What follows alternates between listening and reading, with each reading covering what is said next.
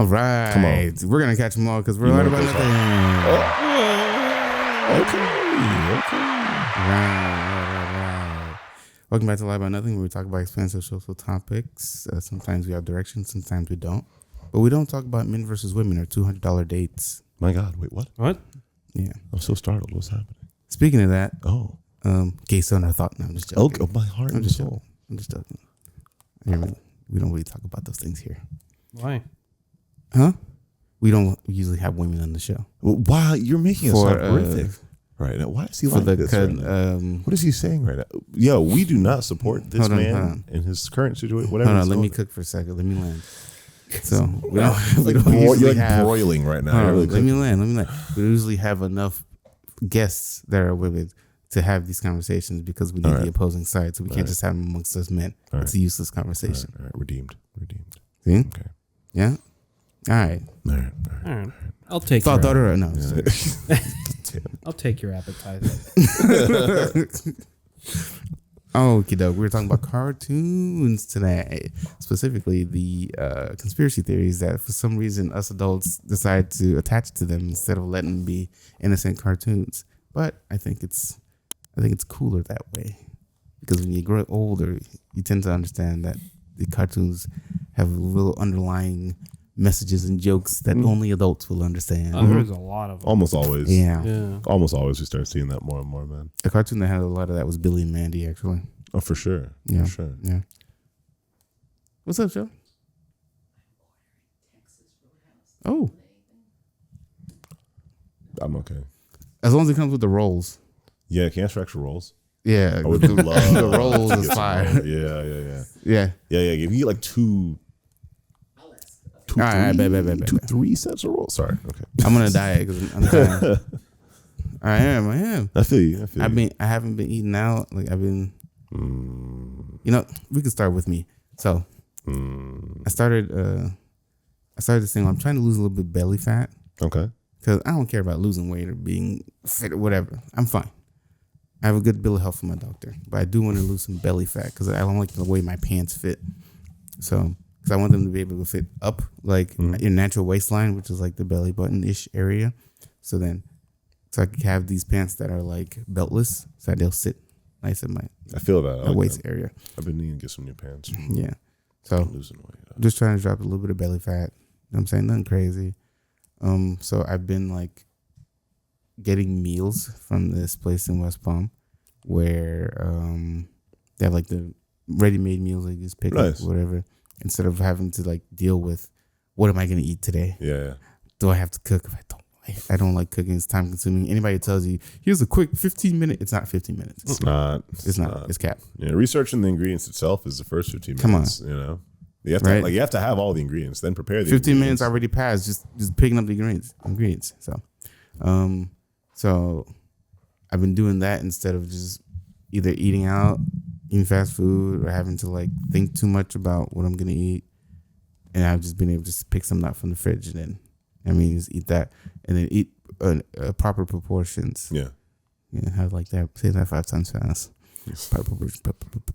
Don't hurt yourself. Oh God! Do you smell toast? I'm sorry. So trying to eat proper proportions, and not eating any of that boo boo stuff. So yeah, man. I'm trying, and I've put a hold on coffee. What?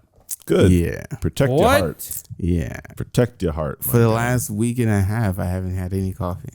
No. That's not bad. Nope. No. Don't agree. Yeah, I know. I don't drink coffee, so I'm not even slightly offended by this. But I told one of my coworkers today, and she was like, "Huh." Well, 1 cup of coffee is good for you.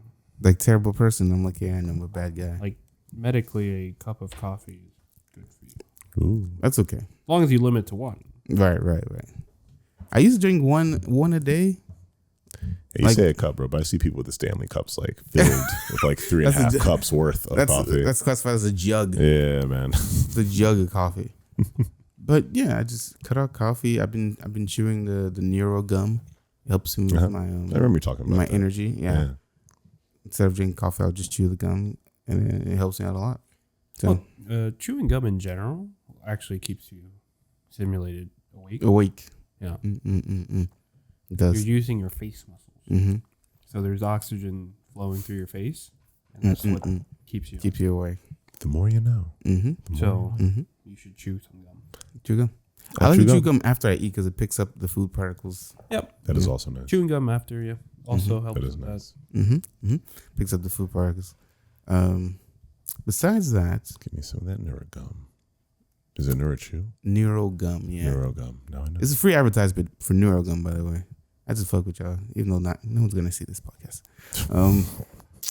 Don't worry, NeuroGum. We'll look out for that email. Don't worry.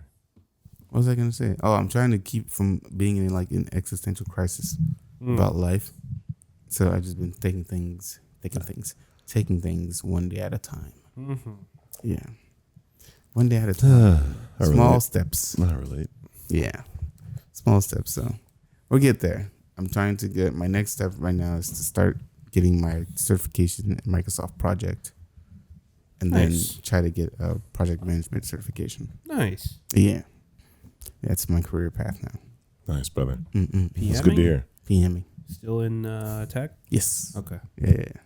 Only in tech. I don't want to do none of those. It's just IT PMing. But yeah, that's how I'm doing. How you guys doing, man? I didn't want to sad y'all out, dog. Nice. Good, man. This is a soft pod today. Yeah. It's because it's raining outside. It is. Actually, Yeah. It's been raining all day. I'm not going to lie. I've been feeling... we'll get used to it. I looked at the weather forecast and that shit's... Yeah, it's going to be a while. It'd be raining for like the next 2 weeks. Yeesh. Summer rains. You can never predict them. Ugh. Victor, how are you, dude? I'm good. Just, this weather got me fucked. No, ever since it started raining, my allergies have been going crazy. Word? Yeah, crazy. Like today, I haven't stopped sneezing. Yeesh. Like the sneeze you heard when I got in, that's been all day. All day? Strong. All day. So that's why I sound a little off. Sorry, brother. It is what it is. Sucks to suck. I also haven't had enough coffee. Let me tell you, brother, you have. No. Maybe want some NeuroGum. Oh, Trey, in my bag. Oh, my God. In his bag. Grab the NeuroGum. No, we can't. Just go mess up our talking. Maybe you're talking. You're God talking. dang it. All right, where is it? That small pocket right in front. In the front here? Yeah. Yeah, that blue packet. Jeez. Oh, you got some blue chew? Yeah. It's a blue chew. Thank you. Yeah. Other than that, everything's going well. Work. Yeah. Crazy. Yeah. Like usual. Oh. Yeah, the other side. But, we're gearing up for our trip. Mm-hmm. So. I wonder where that trip is. Where's the trip, B-Money?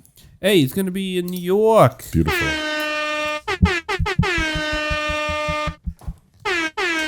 right, that's it. Big Apple. Mm-hmm. Why are we going to New York? Oh. I mainly want to go for food. Yes, but what's the occasion? The occasion, too. Man. Something about birthday. It's B-Money's birthday! Oh, God, bro. Everyone wish B-Money a happy birthday. Happy birthday. Happy birthday. Not my birthday yet. I'm going to clip it. Thank you. I'm just going to put it on Instagram like everybody wish B-Money, but it's going to be like a 5-second clip of people wishing you happy birthday. I got you, bro. That'd be wholesome. I got you. That'd be wholesome. Yeah. How are you, Trey? I'm doing okay, man. I always think I'm ready for this question when you guys ask it, but I never am. Never. No, never.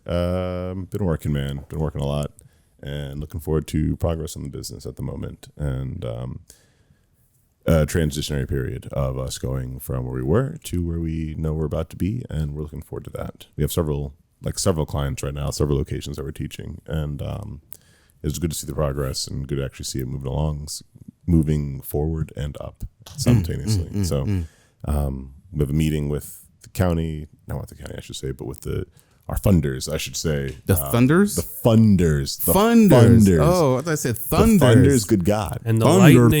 Thunder. Like the cats. Not this time around, but And we're the looking forward to it, man. We've been getting funding, and it's like the first week of us doing like full classes. So we're sticking to it. We got several classes a day that we're doing, and we're looking forward to the progress of these kids and being able to publish some books for them by the end of the summer. Beyond that, like you said, dealing just with existential dread, man. Being aware of the world, country, your family, your friends, and yourself, and then trying to find your place in all that and where you're supposed to be in all that. Yeah. So Yeah. that's the whole conversation. I'll leave that alone. Yeah. That's a whole pod. Yeah. So I'll leave that there and simply say we are adulting out here. Tell me about it. Blah, blah, blah. And yeah, man. Yeah. Technically, he went first. So I mean, do I need to ask? No. Oh, I went first. Hey, how much with this? Huh? How much with this? About $3 of them.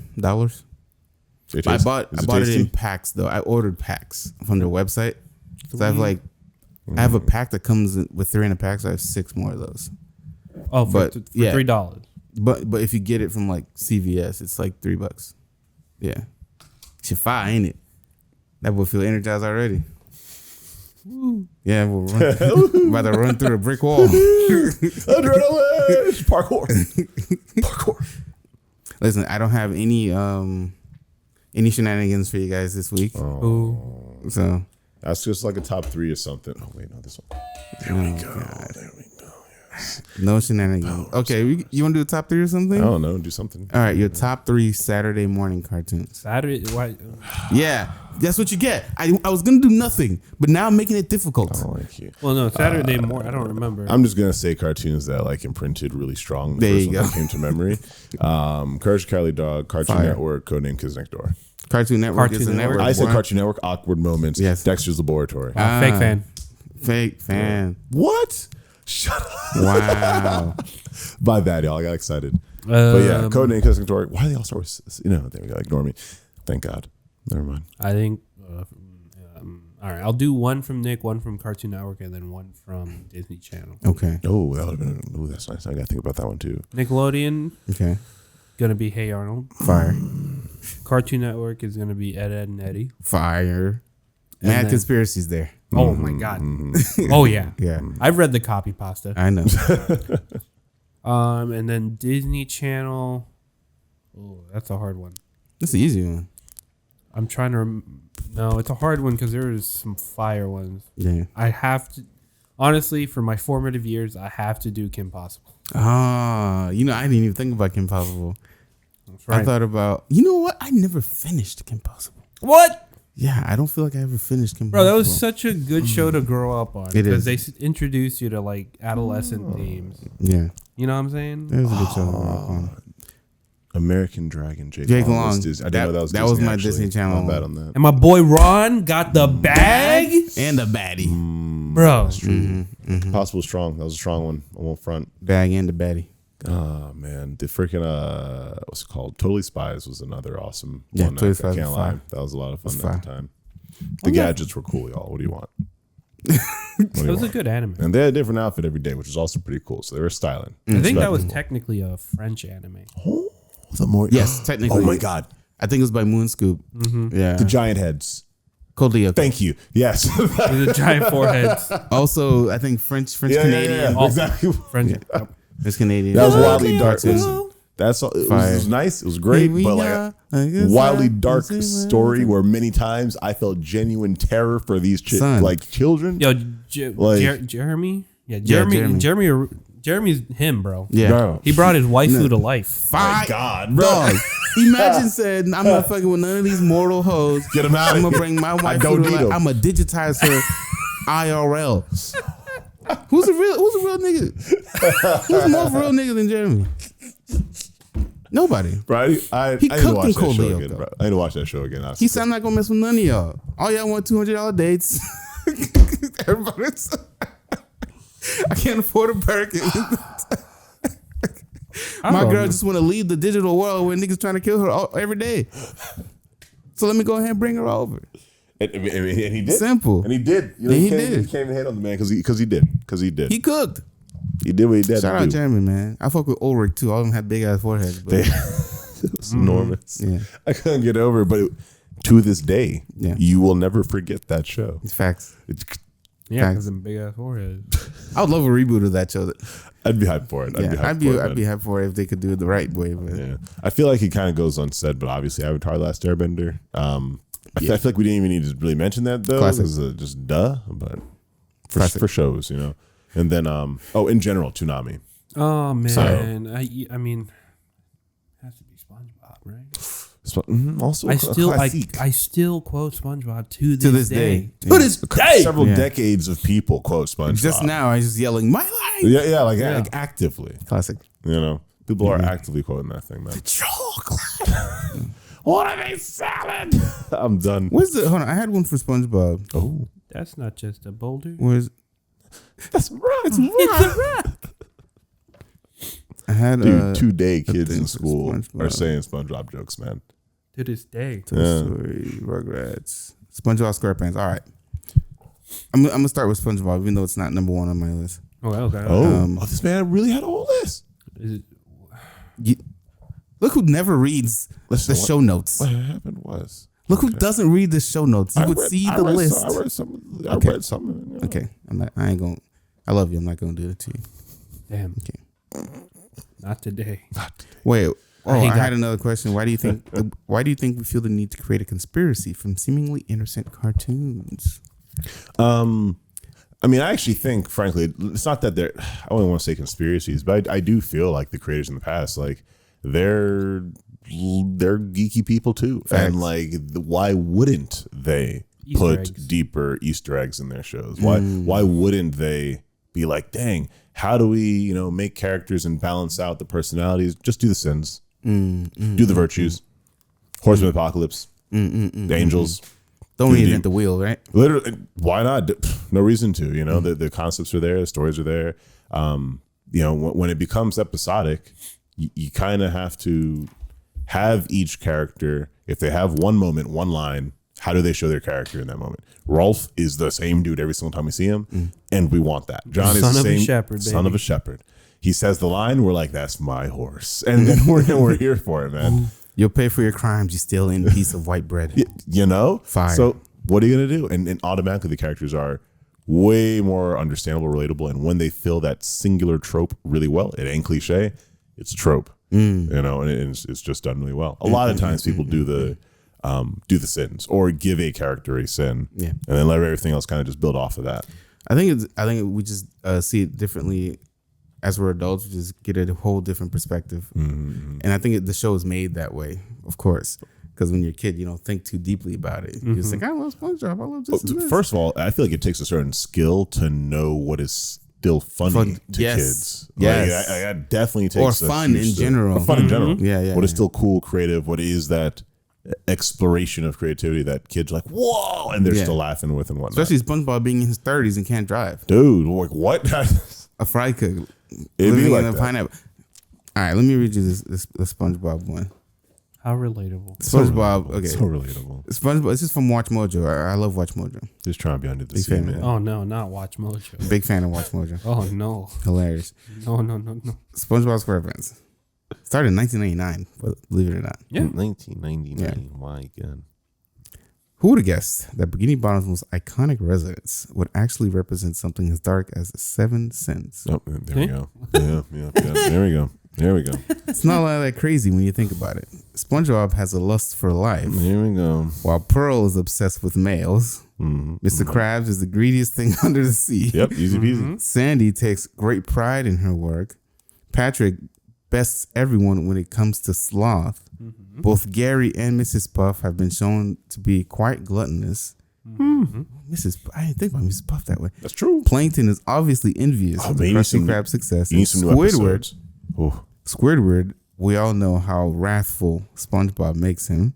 Turns out this show attracts weird theories. Yes. they got the characters for it, man. 7 Deadly Sins with SpongeBob. SpongeBobby boy. I mean, think about what's his name, the Larry dude. Larry the the Lobster. Larry Lobster, dude's active pride. Like, dude, all he does is flex on fools. I mean, it's not a bad thing about the character. Like, again, it's a trope. It's really easy to make a trope, to make it a relatable character. Give him a sin. Facts. I I have another one from SpongeBob, but this one's a little different. It says the Bikini Bottom of SpongeBob SquarePants is a result of a nuclear testing ground.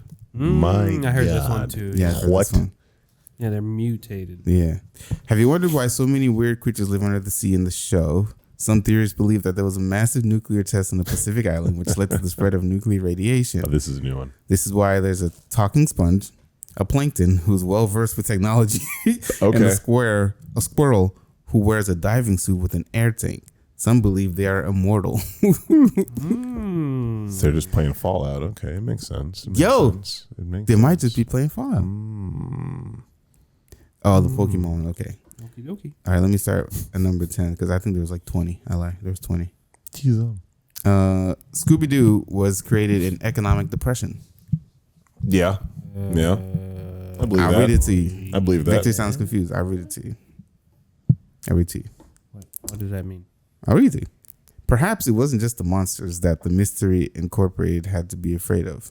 According to one theory, the original Scooby-Doo series was actually set during a time when the economy had gone bust. Things were so dire that even well-known individuals like celebrities, intellectuals, and so forth became criminals to survive the desperate financial climate, all while dressing up as creatures so that the blame wouldn't be put on them. It might sound like a stretch, but you gotta admit there are a lot of abandoned buildings. Oh God, reading is a skill. There were a lot of abandoned buildings and downtrodden areas on that show. When was Sign of the Times? Sign of the Times. You can't. Don't make it's me hard really to go refute. back and rewatch like all of Scooby-Doo just to like. It's hard to refute. It's true. It also explains why there was how many of them were there? Scooby, Shaggy, that's Velma, like five. Daphne, Fred. That's Fred. 5, yeah. 5 of them in a van. Where did they live? The van. Who were the economic downfall? No one could afford a house or an apartment. Get about it. So they had to. Wasn't all 5 of Daphne- them lived in a van. They're like rich. Well, yeah, wasn't Daphne supposed to be rich or Daphne Yeah, and Daphne Fred are was both like rich, I think. Yeah. Daphne definitely. I think Fred might be. I don't know. Maybe her parents sent her away so she wouldn't see their downfall. Maybe. I know the new Velma series completely changes all their backgrounds, so I definitely The one didn't on see HBO? Yeah, I didn't see a single episode of it, so I have no idea, and Me I can't talk trash about it. I just know that everyone who's seen it has been like, "Don't watch it." So, what are you gonna do? I watched clips. It was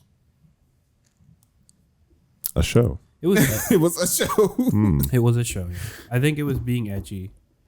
Just Yeah, that I heard. They were trying very hard to be as edgy as possible, Yeah. and it ended up just kind of backfiring on them, really. yeah, Sadly. tried too hard. I think, my opinion. There's a popular theory that Edda and Eddie are actually in purgatory. Yep. That one I heard about. That one was cool. Also, funny because for my favorite shows, I guess people would have expected me to say Ed and Eddie, but I don't know. It was really cool. It was an awesome show. Love the show. Obviously related because just 3 characters with my name. I thought it was great. But it wasn't as like sci-fi and fantasy as like Dexter's Laboratory or Cody Kids Next Door. And then Courage Cowardly, like the paranormal was just freaking awesome.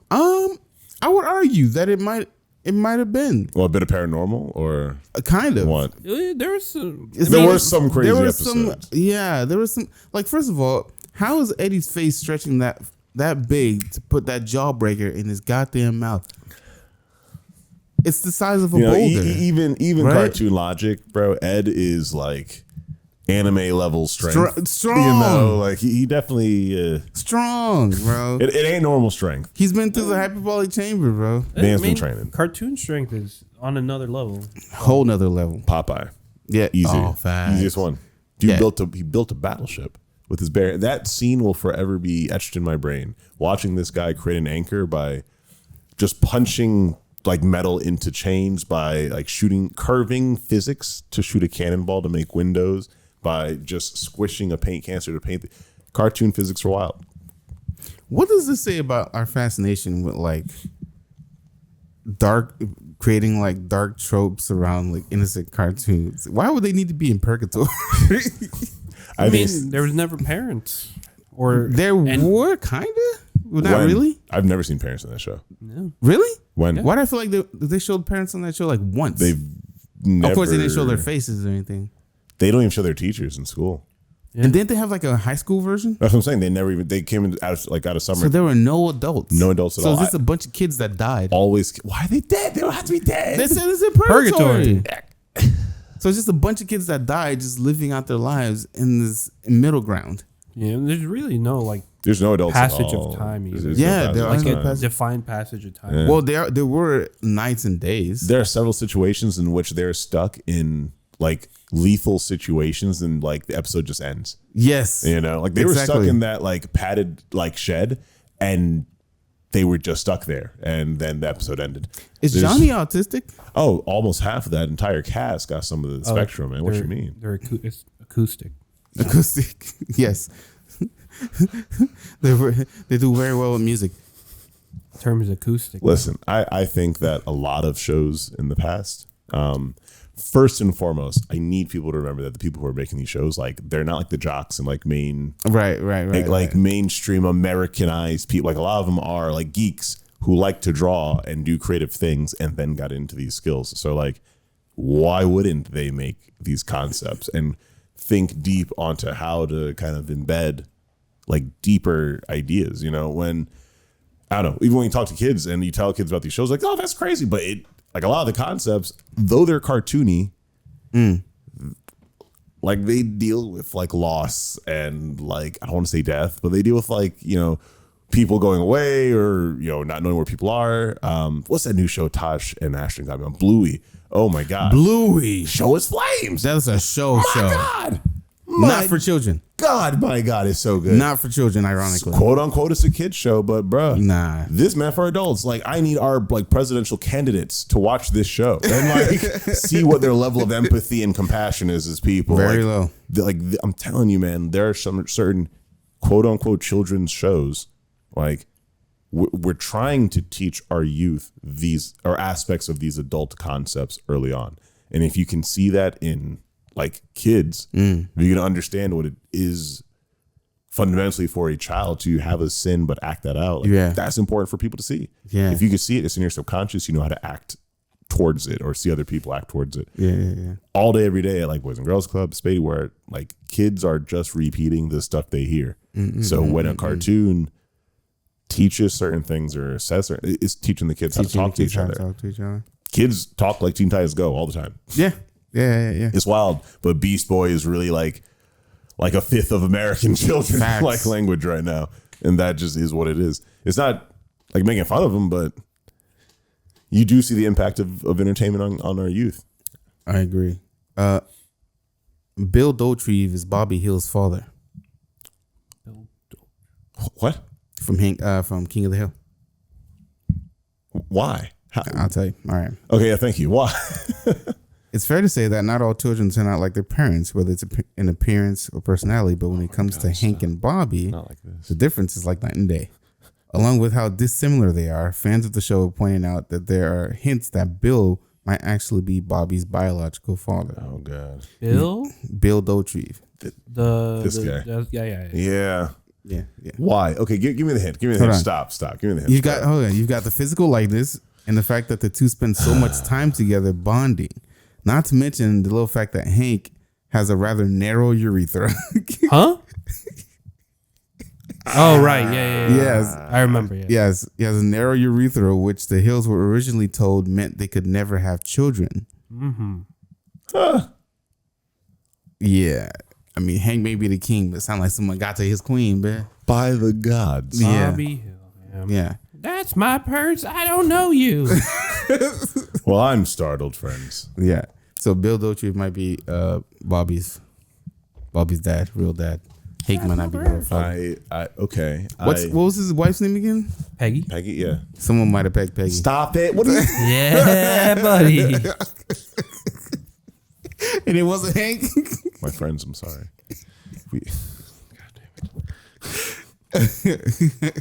I'll tell you what. Sorry, well, you're no king, buddy. Let's see. Flintstones live in the future. I also heard actually that they You were heard this connected one? to like the Jetsons. First of all, they always have cross stories with like Jetsons and other Jetsons, yes, crap they every do. time. They and do. I definitely heard from some people that the Flintstones are actually the planet that the Jetsons are floating over. Yes. And Yes. I'm personally here for that. Like, actually, I Yeah, really yeah. don't mind that at all, actually. If you thought the Bedrock's favorite family was kicking it back in the Stone Age, then this theory will make you think again. Evidence for this one comes from 1978 TV movie The Jetsons Meet the Flintstones, where a malfunction with the time machine leads to two of the animation's most beloved families to share the screen. How does this support the theory? Well, Time Machine was created by Elroy Jetson to bring his family to the future. Future. Future. SpongeBob strikes again. That is further in time than the future in which they already live. But what if the time machine actually worked? We know the Jetsons live in the sky, and perhaps they're doing that to avoid the nuclear wasteland below that's been brewing into the Stone Age. Which means the Flintstones are actually set in a post-apocalyptic future instead of thousands of years in the past. Makes complete sense to me because, y'all like watch the Flintstones. Like, come on, y'all. Like they're doing a lot of things that obviously you need a bit more noggin to be doing, and they're much more developed than what we would assume. Do you guys think like crossovers of like cartoons and other shows? You think it enhanced the show or like the enhances every single time? I love crossovers. It is the coolest episode like every time. Like bro. the Scooby Doo Courage crossover. Wait, there was a Scooby Doo Courage crossover, bro. I missed it. Come on. Well, first of all, Scooby Doo crosses over all the time. So but beyond that what Hanna-Barbera is at the time? Is that what it's called? Hanna-Barbera. Thank you. They're like. That whole era of cartoons were all crossing over all the time. Their commercials had them crossing. Oh, true. All of them were crossing over it's all all the time. coming back to me now.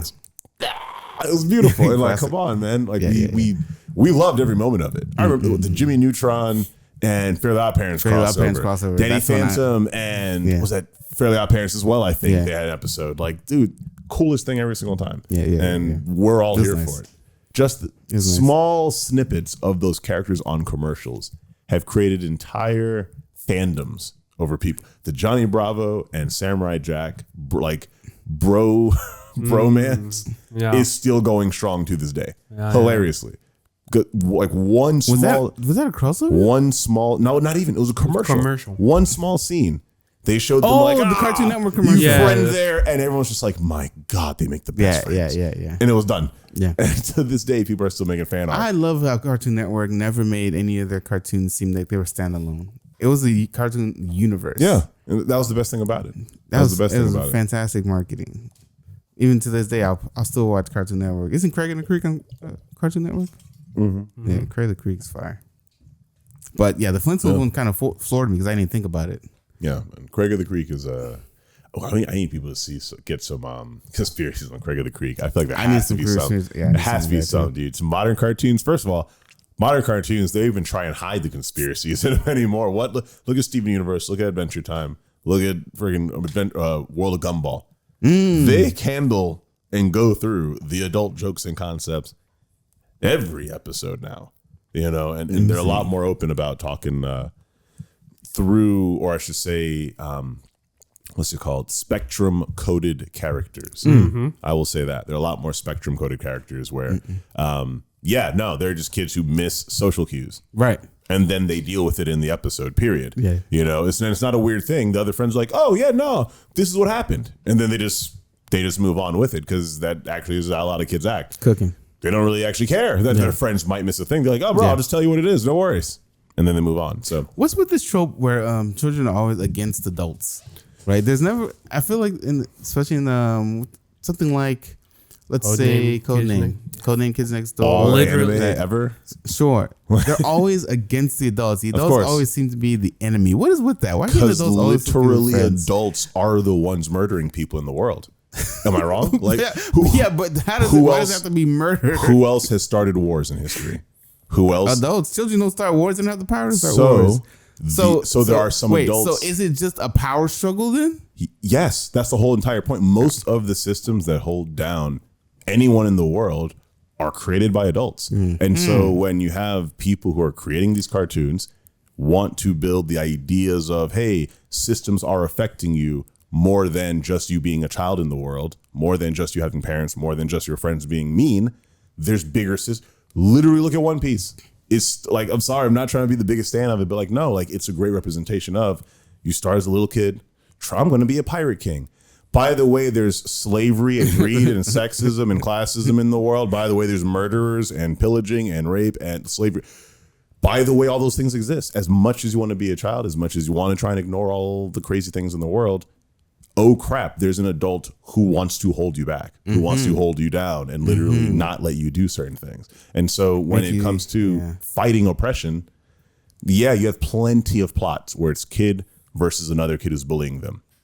That is a minor issue, and that's like a minor conversation. That's Goku Piccolo. Okay, that's oh no, there's someone I don't agree with. But then there's literally like a government and a giant system holding everything back. This is why we all loved Maximum Ride.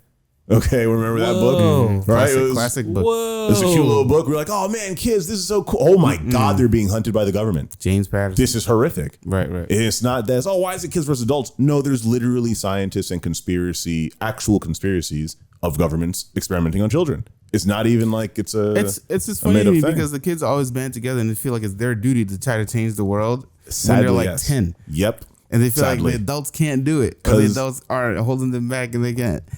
But I think that just plays to a bigger trope of how wise children are in general. Because I've always said this: the kids are the wisest because they don't think about these things in like any type of grand scheme. It's like, and this is how I'm feeling right now. I don't like how this looks right now. Let's do this now. We should just fix this now. Right? Why is it hard for my friend to get across the street? Why not just fix the road? Yeah. Let's just do it. Let's just put our money there. Right. And the government's like, well, actually, we have to. But then they bring in legislation. Then there's legislation. Rules. Then it takes 3 months to get the government to know that this road is broken. Then it takes public funds. Then you can go to jail if you try to fix the road yourself. Don't forget you have to vote on it. And you have to vote to make sure that they are okay to listen to you. Right. You know? Yeah. Oh, they're going out the door. Okay, that makes sense. Yeah. But yes, so we see that issue, man. Interesting trope. I don't know. I just thought about that. Very interesting. I have 2 for Tom and Jerry. Oh. Tom and Jerry. It was actually, side note, it was very recently, funny how this timing came about. It was very recently that on YouTube, I don't know, my algorithm just spit it out, but it's like the full story of X cartoon in under 40 minutes. And I've seen those. Yeah, and I just went down that They're rabbit fun. hole. And I just, because, as a kid, you're watching these shows and you're like, yeah, there's a cool storyline. You don't always connect it. No, you don't always connect it or get the full picture. Because sometimes you watch the reruns out of order and whatnot. That's correct. So there was a few I was very curious about. So I took the time and actually sat down and watched these things. Yeah. So. Oh, man, dude. I need to get back on some of those. Very There's interesting. some really good ones. I wanted to see one of the lore for Codename. I was like, all right, dude. There's lore. It is insane. Codename Kids Next Door, first of all, is crazy. It's kind of phenomenal lore. Yeah. First of all, there's hundreds of kids, and they show like dozens, if not over 100, of the other kids. They may be more organized than the adults. Arguably, okay, it is really and the really old awesome. people. It is so cool, man. Tapioca. Yep. God dang tapioca. Evil. Come on, man. I'm telling you. All right. Tom and Jerry is Nazi propaganda. What the F? All right. I mean, the cartoons at that time were going through some World War issues there. So the classic. I mean, go ahead. Just give it. Just lay that on one's us. not far. It's not far fetched. All right. Lay it on us. So you know the drill. Tom the cat tries his best to take out his mousy nemesis, Jerry. Here we go. With all manner of nefarious and ill-conceived ideas. But were you aware that these two are physical representation of countries? That's right. Someone out there posted a theory that states Tom and Jerry represents the Tommies and the Jerrys, aka the British and the Germans, during the early years of World War II. So if you put that into context, we've been watching Nazi Germany outdo the Brits with their superior intelligence all these years. Creepy stuff. Get it out of here. Creepy stuff. Get it out of here. And it's made for fantastic television. I mean, there's been live action movie and everything. So Disturbed. Very interesting. Let me see. What was the second one? Understandable that it could be inspired by such concepts. Yes. Let's make a cat and mouse show.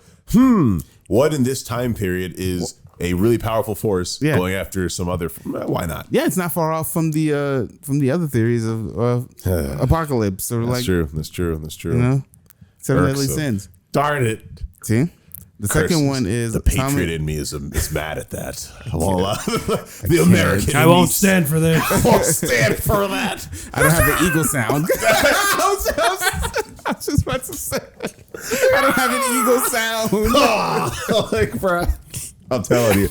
Oh God! Now I need an eagle sound. Listen, I mean, the American in me was heated at that a little bit, but I'll leave it alone. Oh my God. I'll leave it alone. The second one is Tom and Jerry are friends. It's all right, Cap. Oh yeah. I want to talk about Yeah. that. In some episodes of Tom and Jerry, both the central characters help each other and share a cordial bond, mostly when they have to fight the dog. Of course. There are fan theories that Tom and Jerry pretending to be enemies. They say Tom chases Jerry always so that the owner cannot replace him with another cat and kill Jerry. I completely thought that was actually the entire story, like several times. Well, yeah, I mean, several times the owner goes up to Tom and he's like, yo, catch that mouse. Yeah, right? And Tom has to catch the mouse. Yeah, and just continues to struggle. And like at the end, they're like, whatever. Tom usually gets like mildly punished. Is this another instance where the adult is the enemy? Yes. Because Tom can't just be himself as a cat. He has to work to earn his living. Yes, we were watching slavery, yes. And fight Jerry, who he might actually be cool with. Yes. Because they help each other out. I'm glad you see that. Sometimes during the show. Glad you see that, brother. So now the adults also cause the calamity and chaos no matter what. Every single time. Yeah. I never went in all these children's shows. Yes, we have episodes where other kids are the problem, but don't they usually actually make up at the end of the show? All right? Like the Princess in Powerpuff Girls. They beat her ass. Listen, Blossom was... Yo, son. Bro. Smack hit the shit sidestep on that, bro. Hit with the down heavy. Like, it was done. It was over. Yeah. Oh, my God. Air combo down into your bum. What are you doing? Dunzo. Broke the armor. And then they're friends after it. Right. And like, again, we see this in anime all the time. Beat the crap out of the enemy. But you're like, don't worry, you're not the government. And then we're friends. Okay. Is Grim the enemy in the Grim Adventures of he's not Billy an adult. and Mandy? He's not an adult. He's deaf. He is an adult. He's the concept of death. He's not an adult. He's an adult. There's literally adults in the show. Grim is He calls them children. Yes, but he's Makes him an adult. He's the concept of death. He's not an adult, and he knows that they're children, but he surpasses that because there's literally adults in the show, and those adults aren't as wise as a celestial being. Just say they're idiots. Yes. And so literal in the show, literal idiots. They actually show the parents, but the parents are like all idiots. Yeah. And right. And so even then, all the systems that are affecting Billy and the kids are made by adults. And we see the adults being like these basic, boring people. Death is just like, my God, what are they doing? And then the kids and the kids are like, well, we're gonna do blah blah blah. And then the story happens because the adults are like, well, what's going on? And Death is just following them. Arguably, Mandy is the most adult in the entire show. Yeah, I'd say. Mandy's him. Mandy's him. Hey. Yeah, Mandy's most adult. Might be one of my favorite characters, actually, from like the cartoon era. Yeah. If I had to get like a top 10, Mandy's probably up there. I know Dexter's up there for me, man. Number one might be up there for me. I know Cyborg from Teen Titans. Fire. Why did Dexter have that accent? Who knows? The world will never know. Brother. What's that accent from? The scientist. Is it? It's like Einstein. Because you hear both of his parents talk. They're the most American. Like, what are you doing? And he has scientist voice. Yes, I think fully that he's watched so many scientist videos that he adopted the accent. That's what he adopted, and he thinks that's how a scientist is supposed to sound. And so he listens to like Albert Einstein videos and whatnot. He's like, oh my God. And he goes into the sciencey voice. I'm not going to try it. Forgive me, y'all. But that's what I always imagined. Why not? What? You should try it. You hate me. You hate me. Oh my God. I have no, don't try it. Don't try it. You get. No, I have to hear it. I'm going to try it next time. All right, remind me. You'll hold me to that. Next time I'm going to have a Dexter voice for y'all, okay? We'll spend a couple weeks just practicing my Dexter's laboratory voice. I got you. I'm not gonna hold my breath. Listen, I remember his mom were having a wagon. Bro, I was Stop about. it. You can't talk about these things. What are you saying? I was about to ask why these cartoon moms got these dumpers. Because these were geeks making the shows. Y'all forget this. It's not like jocks and normal people in society. These are geeks. Is this what they like? Artists. Okay. This what they wanted in IRL? 1000%. They wanted themselves. Yes, they want the thickness. A woman with a dumper back there. This is America at the time, bro. Jeez. They see the people. They know what we're trying to build up to. Jeez. They're trying to change society. Just go find you a respectable black woman, bro. You can't That's fail. what they're trying to bring into into the white people as well. They're trying to showcase that that's possible for everybody and bring that into them. And so they're drawing it, and we've seen it. All right, let me see. I did not see at Peach Creek because you can see a lot of the man post-traumatic stress disorder for Donald Duck. Yeah, I mean that makes sense. Yeah. The dude was literally a Nazi at one point. Yeah. Yep. Yeah. He's got some PTSD. For sure. Frankly, both them ducks. I'd say Donald Duck and Daffy Duck. Daffy. Both of them got some trauma. Daffy has more than trauma. Yes. Charlie Brown is dying of cancer. By God, but possible. Yes. You thought Charlie Brown was just an unlucky kid who happened to have a receding hairline. Actually, according to this theory, he's got terminal cancer. Not to happen. Yeah. Not horrifically dark enough for you? Well, the reason he always seems so down and life doesn't seem to give him a break is that his adventures and entire life are all an illusion. In other words, nothing but a dream created out of sadness for his brief existence. Each of his failures is just his own misery manifesting itself. God damn. Okay. Whoa. Try to watch Charlie Brown any special now without feeling hollow inside. Well, then. It's I get it.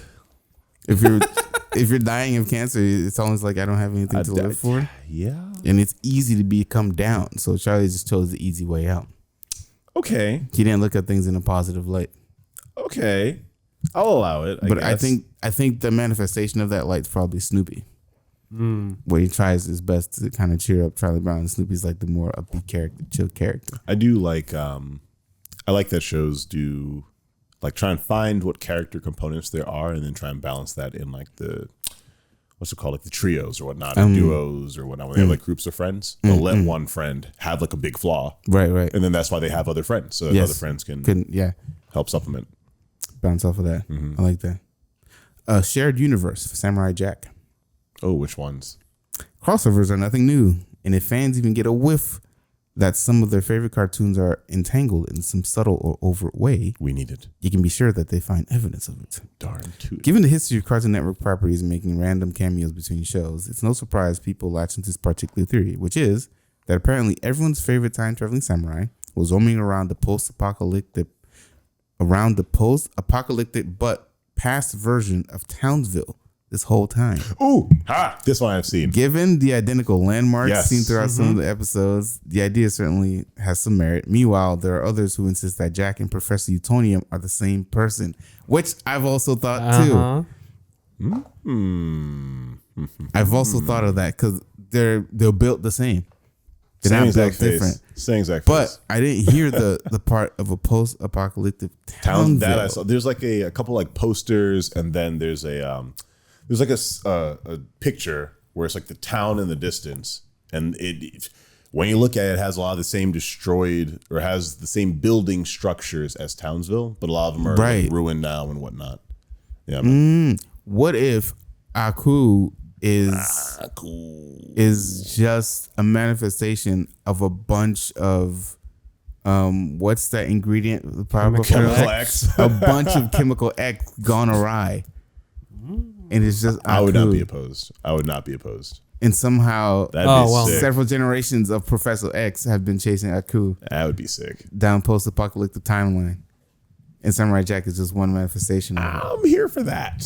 I'll give you a couple episodes of that. Oh, I remember watching the synopsis of Samurai Jack, actually. Yeah, no. Aku's just like a greater demon. Evil dude. From hell. Nice. Yeah. Nice. And yeah, it was Jack's father that sealed him away in the first place. Oh. Like a mystical blade. Yeah. The more you know. Classic. But there was a prophecy he would come back. Blah, blah, blah, blah. Okay. I'm trying to find a theme. What's that theme? What's that show? It was like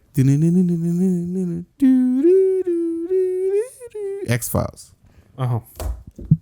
Yeah. I just had to look at you guys. That was not.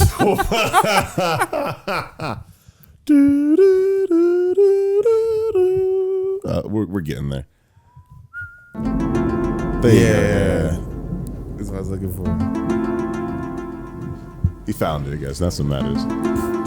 Yeah. This is what it feels like. This is what some of these conspiracy theories feel like.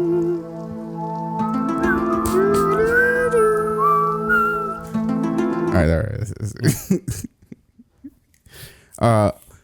Wall-E. You guys seen the Wall-E movie? Mm-hmm. Seen Wall-E? Wall-E doomed Earth. Specifically Wall-E? Okay.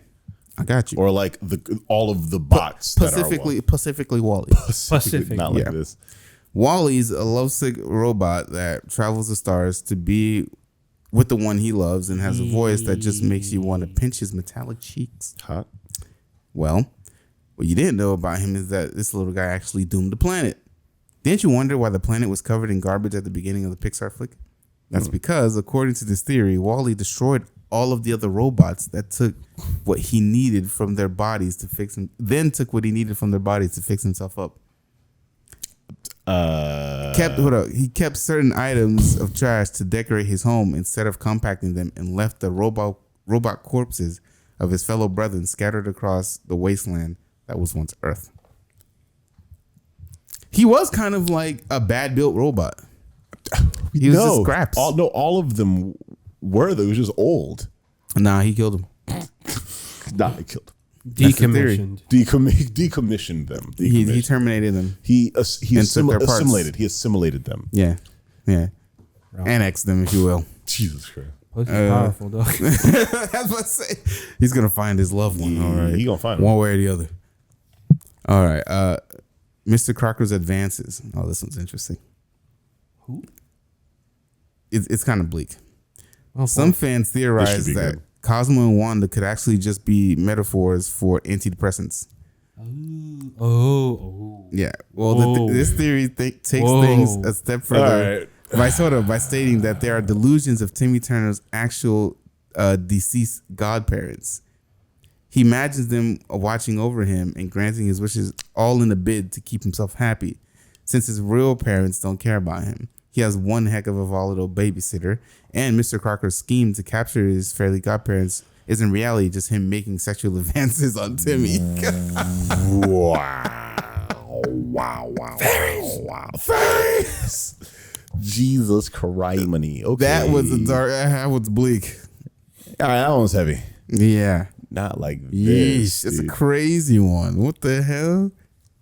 It's too much. It's too much. They try too hard on that one. That's just too far of a reach. But I can see the metaphor for antidepressants. Some of that, yes, but I mean, literally, the show is about how depressed the kid is by himself, frankly. So I feel that. But Again, the trope seems to be adults the enemies. I mean, it's literally true in Fairly Odd Parents. I won't lie to you. Yeah. Like, it's very actively It's very true actively in Fairly Odd Parents. And again, the adults are like the dumbasses. Every single time. I tried to say that a better way, but No, there's but no they other are. way. In the They're show, they idiots are. in the show. For sure. I wonder why that is. Is that propaganda towards children? Because kids were like, kids were generally the ones watching these shows. Is that propaganda towards children to show the adults being stupid as hell and the kids having fun or being smarter than the adults? Is that something? Is that saying something to children? I think it's it's- just a question. I don't think this, but I think it is teaching them agency separate from the systems that they see they are born into. I see. I think it's trying to teach them agency. I think it's trying to teach them that adults can be wrong. I think it's trying to teach them that adults can be evil, and that when you think of the concepts of good and evil in the world, who else has shown them? Right. You know, right. it really isn't animals. In most of these shows, we see animals who are just existing, and they're like, ugh, humans, what the junk? Yeah. You know, and almost all the shows kind of respect animals. They usually don't talk about hunting animals. It might be you shoot one, X's, and then you just eat the food. Yeah. But you don't see the same implementation of oppression. I'm not trying to make everything political oppression, but like, guys, look at Fairly Odd Parents. Like the adult fairies are the bad guys. Yes. You know, and they're businessmen. Yeah. And they're like, no, this Or is what you will do. soldiers. Or soldiers. Jurgen literally. von Strangle. Come on. You know, there's soldiers and businessmen, and they're the bad guys. Even in the fairy world, the good ones are the ones who are more creative and free and colorful and want to be different and want others to be different, want others to showcase. We say on a bunch of the shows. I think it's agency against oppressive systems. I see. And showing that adults can also be bad. Because, I mean, they do have episodes where, like, the parents do, like, cute things and do wholesome things. Sure. Like, oh, dang it, Timmy, I'm so sorry. I realized what I did. I'm sorry. And they show that the parents are still the parents. And even though they're in whatever stupid capacity they can be. whatever capacity they can, they're still your parents. And they still can care about you. And so they show that in a lot of these TV shows where, you know, it's hard to find who you can trust and whatnot, but they try and showcase that is, hey, man, your parents can be that sometimes. Yes. You know, you can find some adults here and there in between all that. Yes. I see. Okay. This one's kind of a given. Winnie and Friends mental disorders. Of course. Wait, who and what? Winnie the Pooh and Oh, Friends. Winnie. Yeah. No, this one's been It's classic. almost proven. Like, Yeah. Pooh is impulsive with obsessive fixations. Piglet has general anxiety. Yeah. Tigger has ADHD. Owl is dyslexic. Rabbit has OCD. Yeah. And Eeyore has depression. Yeah. Classic. I got depression. Yeah. Maybe Christopher Robin is the therapist. Never know. That's Never possible. know. I wouldn't be opposed to a little concept like that. Like oftentimes he is the kind of like the guiding force to them coming together and like actually connecting still, you know? At the end of it, they're always friends, but Chris Robin's like, hey guys, what's going on? They explain what the problem is. Each of them goes through their emotion dealing with the problem. And at the end, Christopher Robin kind of is the glue with all of them, you know? Pokemon. I have 2 for Pokemon. Oh no. So, for an anime about fighting Pocket monsters, there doesn't really seem to be any horrifically mature content Nope. in Pokemon. Except. At least as far as the original season is concerned. Yep. Or is there? According to this theory, the amount of gym leaders in organized crime, plus the fact that Ash and Gary are both missing parents, is because they are the generation born after a terrible war fought with Pokemon. Makes sense. While this creepypasta may seem more concrete with the video games, it does raise some interesting points. Where's Ash's dad anyway? I've been waiting for someone to talk about that in the show. And I don't know if the man's dead, away, what. They don't even bring it up. There was a war fought with the Pokemon, and they created a society where gym leaders control Pokemon. And Ash, wasn't he like 10 when he left? Yep. Still 10. What do you mean? Doesn't age. Interesting. Yep. Okay. Never aged. There's another one about Pokemon. Comatose Ash. What? When did? Oh, this one actually I know about. Yeah. And then everything after like episode like 2 is all just made up crap. One theorist makes the point that the tone of Pokemon became much lighter after Ash was struck by lightning in an early episode. Yeah. Ever since then, Team Rocket became less menacing, and the 10-year-old can somehow traverse freely in the world without consequence. The fact that there are multiple Nurse Joys and Officer Jennies, plus countless other examples, seems to support the idea that his dream to become a Pokemon master may actually just be a dream after all, because he's in fucking comatose and he doesn't understand. The Officer Jenny one and the Nurse Joy one is the one that got me. So I'm like, whoa, There cannot be that many of the same yes. people, bro. Like, yeah, no way they're just fucking twins. that, like that this. has to be one of the most peculiar things about the Pokemon universe is that there are that many clones of the same person. Right. Because, like, is it that they get women to all dress the exact same and be the same person? Or is she a clone? Or are her parents getting busy? Actually, that often somehow, but that's physically impossible for it to be that many. Or before Ash was in comatose state, he only remembers Only his saw that nurse Joy Yep. and the officer who brought him to the hospital, Yep. Officer Jenny. And he can't differentiate between those. He can't add other faces. He only knows them. Hey, I don't know. I got you. Hey,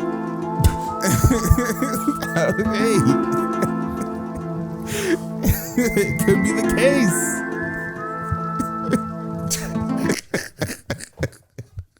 I'm dead. It could be the case. Finally did it though. That boy did it. He finally won a championship. Yeah, it took him forever, but He did. And it was a hell of a tournament. he fought his ass off. Well, it was the greatest hits from like all the generations. It was like Pokemon Generations tournament. Like you had all the heavy hitters. I don't know if you guys ever played throughout the games. Like you have Lance, the Dragon Trainer, Cynthia, fucking Walter, They all the favorite or characters, Wallace, especially if you've been or playing Walter, the games. whatever. Dang, Like dude. all the like champions from each region That's freaking awesome, man. had a tournament, Jeez. And Big Ash- boy tournament. and Ash was there. Wow. All the That's champions sick. and Ash. And Ash. Yeah. My man won. That's sick. Oh my god. Fire. Do you know how many episodes it took to get to his victory? I don't know, man. That's crazy. Too many. That's- He like he had to be lost. He hundreds. lost like 5 or 6 champions. Yeah, man. Mad times. I think this was like his 7th attempt. That's what I'm saying. Yeah. He multiple attempts, man. Man's been At working. least That 1,000. boy kind of ass. If we're being for real. Well, I don't know about ass, man. kinda ass. But he made it to like Gotta catch them all, bro. Made it to the finals of each. But you choke each finals. Like, come on, you choke like mad times each finals. Choke You're not artist, him bro. for real. Oh my He's god, not him terrible. for real. I mean, he's him now. I guess That's true. He is now. it took me being 30 years old. And for what that was to become him. really cool is the team he used was like all blast from. Well, yeah, obviously it was Pikachu. It was his Gengar from season 1. That's insane. Yeah, That's awesome. Who was? I did not know. Oh my god. Gengar. I'm gonna have to check on that. I gotta see the fight, guys. I'm slacking. I didn't watch it Okay, yet. quick question. Yeah. What Pokemon do you think that you can remember has the best name? Name? Yeah. I thought Scyther was wildly sick. Actually, Scyther? I remember. I don't know. Just growing up, I Okay. remember that was one of the coolest ones. What else? For me, it was Rayquaza. It'll Sick. always be That's Rayquaza. sick. What is Is it Entei? Is that his Yeah. name? Entei is I the thought that name. was a dope one, Yeah. actually. Yeah, Rayquaza is a very popular Pokemon. Yeah. I feel like Onyx was just very solid. Onyx And is cool. like, duh. No pun intended. But Rayquaza, I Gyarados, feel like a lot of the God Pokemon had really dope ass names, man. Ho-Oh. Why you gotta do me like that? But why you gotta do me like that, bro? God dang. What were the three that were like? Was it like Spanish at the first? It was like Unos, Dos, and Trey or something, or What? no? It was Voltrace something. Yeah, Zapdos, Zapdos, Moltres, Moltres, and Arctic. Articuno. Yeah. Articuno is cool. I felt so. I cool. also like Meganium. Oh, that's a Meganium. fire name. That's cool. Meganium for that leaf Pokemon. I feel like Snorlax is an underappreciated name. Also, actually, I feel like love that's an the amazing Pokemon name. names with puns. Those are my favorite. Ekans is one of my Snake. favorite ones. I like that one. Or Ekans is Arbok. funny. Arbok. Yeah. I like the Alakazams as well, actually. Yeah. I always love those Pokemon a lot. Alakazam. Yeah, so Ash's winning team was Gengar, Okay. his Lucario, Yeah. his Dragonite, Yeah. evolution of Farfetch'd, The strongest. Really? Yeah, that is solid. Surfetch'd, Yeah. Pikachu, obviously. Strong team. Like, strongest Pokemon in history. Of course. And Ball of lightning. You know, Dracovish. Dracovish. Dracovish. That's not my generation. Isn't that a Tekken character? no, that's, Hold on. that's like Gen 7. I got you. Oh, no. Yeah. Yeah, I'm not aware. I'm not aware. It was so cool. Oh, and in the final, I'm sorry, I'm just overcome because I had to watch it. I had to watch the whole series. What the 'Cause- fruit? That's a Dracovish? Yeah, That's see? wild. I've never seen this thing in my life. I had to. I never seen that. I had to watch the series because obviously it's Ash Yeah. finally winning, and it was so cool. Like in the final moments of the final, they did all the cameos. Oh, Of wow. all the companions Ash has ever traveled with. Jeez. They went through all the generations. What? Okay, that's awesome. I was like, all the feels happening right now. Okay. my childhood. They full on, like they had the hype moment. They had Yeah, to you build see, up the epic they attack. show Brock, Misty, yeah. Ooh, that's strong. May, Okay, Max, stop. Serena, blah blah. blah. Oh my god! All right, All of them. I'm sorry I missed this fight, guys. I'm gonna watch it. I'm gonna watch yeah. it. I gotta watch it too. I watch it too. We'll do two more.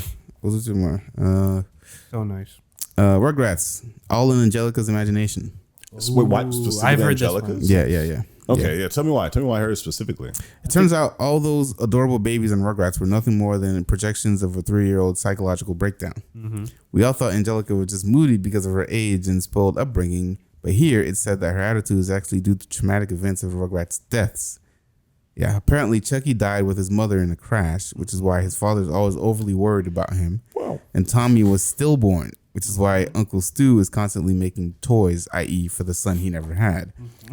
As for the DeVille twins, Phil and Lil, they were just a projection of oh God. my God. They were just a projection of an aborted baby. Jesus So Christ. Angelica projected them as identical twins since the gender remained unknown. Oh my days. I didn't think about this one either. That's wild. God dang it.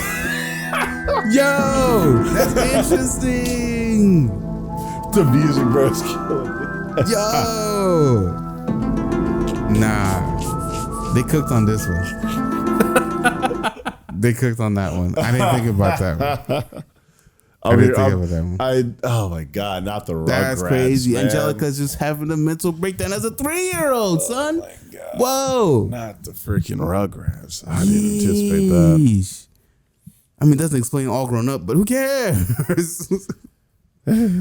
Oh, man. Thanks for Angelica. Whoa. Bad parents. Again, parents are the villains. Courage the Cowardly Dog. It's literally demons and supernatural things. Well, This should be good. There are no monsters. Oh God, this should be great. Courage never fails to protect his owners from the many monsters and psychopaths that seem to come their way. They'll be all fine and dandy, except what if they're not all as creepy as he thinks they are? Given that he's just a dog and the world probably looks a lot different to him, the entire show could be nothing more than Courage's canine perception tricking him into thinking he and his humans are in danger, when the truth is all those monsters he thinks are seeing are just people. But to be honest, we're not sure if that's uplifting or more depressing. Yeah. Dang, that dude is living Yeah. horror every day. Poor guy. Well, where did they get Courage the dog from? From ultimate trauma. Yes. So what if where he came Ultimate from, trauma. it was just a hella traumatic time, and they got him. He already developed this way of seeing people. So now when Miriam shows him love, he only understands her because she's the one that's with him all the time, and all these other people he don't want to give up his love because he hasn't gotten it because they got him from like the trash or something. Not like this. So everyone else seems like a demon and a monster to him that he has to protect Miriam from. When in reality they're just regular people. Maybe they're just family members or they're just friends of Miriam and Eustace. But Eustace is also a villain. I'm telling you, son, it's a whole thing. I'm telling you, that's actually. I'm telling you, the Courage one. I'm not gonna give you the whole thing, but yeah, I'm telling you, that's an interesting one. Courage is just a traumatized dog. Oh my God! Do you have a favorite episodes beside Return the Slab? Beside Return the Slab. Do you have a favorite episode, and why is it Return the Slab? Why is it Return the Slab? Return the Slab was creepy as shit. Bro, You know what's creepy? God. The talking tree. Ooh, that was a freaky episode. That was a freaky episode. Ooh, like the face graphics of it too. Oh my God. Yes. Dude, for me was no, it wasn't the horseman one. It was the space squid one. Did you ever see the space squid? It was a space squid who was like trying to have kids, but like fell to the planet, was being hunted and like trying to like flee, but in the end it actually freaking dies. And Courage has to like witness it die and turn to space dust basically and go back to space.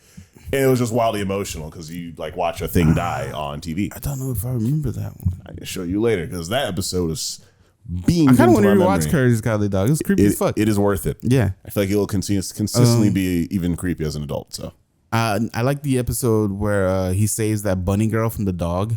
Yeah. Yeah. No, that was different from the Cat's Hotel, I think. No, it's not the Cat's Hotel. Yeah, that was creepy as hell. That was too. also a weird episode. Yeah. The hotel rooms, that was traumatic. God, But yeah, he so literally traumatic. saves like a girl who's like being sex trafficked. Yes. Basically. Yes. Like, by dogs. by dogs. It was a bunny. Like, that was the story. For sure, that was the story. You can't even pretty much try and act like it wasn't the story. She was like, please don't like help, like, please help me. And they're like, nah, get over here, buddy. And, and she's like, please. Why do you do that so well?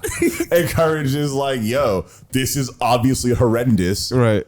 This is the one that I did not burned be in into it. my mind. The Harvest Moon one. Oh my God, that freaking face. In the basement. Is it? Yes, just show him, please. Because that face was so I think freaky. I know what you're talking about. Oh my God. That was so freaky. Yes, that one. Who was that guy? I have no idea. This guy's creepier But than Zordon. this is the one episode that's burned into my psyche as a child. My God. Is it Harvest Moon? Yeah, Harvest Moon. You know what? The windmill episode too. When the windmill stopped spinning and then that freaked me out. the 4 horsemen came. And Yeah. They're gonna kill The 4 horsemen. Oh my God. They're gonna kill Buddy. Yes. That freaked me out. The floating head top. Yeah, that one's freaky as hell. Yeah, that'll do Where it. the fuck do they live, dude? Middle of nowhere, bro. Middle What are you of talking nowhere. about? That's a spot. Is that like the place? The name Of of course. the town? Yeah, nowhere. Eustace back. Yeah. Yeah, freaky stuff happens in the middle of nowhere. That's where It's they're up at. the courage to save his new home. They're literally in the middle of nowhere. They're telling you that they're in between realms and that all the weird things happen specifically within that realm. that realm. They're telling you right in the intro All every the single time. creepy shit, bro. Right in the intro, they're and then telling you take this traumatized dog and you bring him here and try to throw him into love that. him. But the dog already sees monsters and maybe they're actual monsters. Who knows? To him, and in his brain they are. Yeah. Humans were the real monsters all along. They are though. Listen, Adults. every time. Adults. Every time. Look at all your favorite cartoons, bro. It's the adults. It's the adults. Politics. Sorry. Nice. Sorry. That's a good way. That's a good way to end it. Continue. Oh. With politics. Good segue. Good segue. Politics. Good segue. Relatively quick episode, actually. It's still, I mean, it's still over now. We just started early. Yeah. We started on time. Oh, awkward. Yeah. Started on time. Not early. Yeah. Now I might even go get some Chick-fil-A. Actually, get some food. Get some food. Yeah, I might get some Chick-fil-A. I was all fast food, but I'm feeling good. I might go get some Chick-fil-A.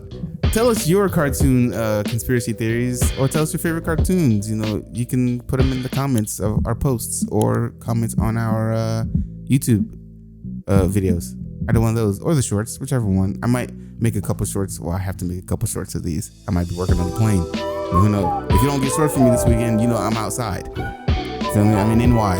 I'm eating kebabs, and I'm eating at restaurants, so I can't help you there. I'll do my best to get it out. Edward, please. Sorry.